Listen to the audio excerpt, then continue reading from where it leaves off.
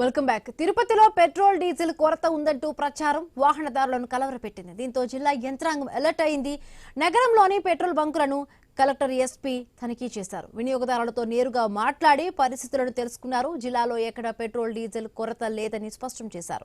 ప్రజలు ఆందోళన చెందాల్సిన అవసరం లేదని అన్నారు. అవసరమైన ఇంధనం సమృద్ధిగా అందుబాటులో ఉందని అన్నారు.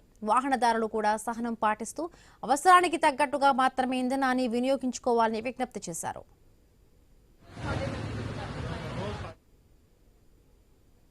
ఎక్కడా కూడా జిల్లా వ్యాప్తంగా ఎటువంటి కొరత అనేది లేదని అందరికి చెప్పాలి. మనకు ముఖ్యంగా హెచ్పిసిఎల్, ఐఓసిఎల్, బీపీసీఎల్ ఈ ముగ్గురు నుంచి మనకి జిల్లా వ్యాప్తంగా 185 అవుట్లెట్స్ ఉన్నాయి.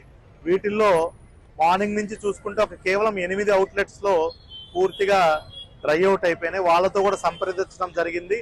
వాళ్ళు కూడా రేపు మార్నింగ్ 9 o'clock కల్లా వాళ్ళ స్టాక్స్ అందుబాటులోకి రావడం జరుగుతుంది.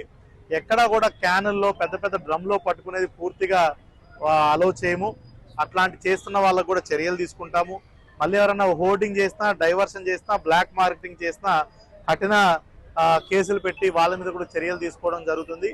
ఏదైతే పెట్రోల్ బంక్, ఆ పెట్రోల్ బంక్ కి రోజువారీ వాళ్ళ డిస్పాచ్ ఎంత ఉంది, వాళ్ళ సేల్స్ ఎన్ని ఉన్నాయి, దాన్ని బట్టి దానికి ఒక 10% అటు ఇటు చెయ్యాలి తప్పిస్తే విపరీతంగా కూడా లో ఉన్న హై ఉన్న ఆ డేటా మాకు సమర్పించవలసి ఉంటుంది.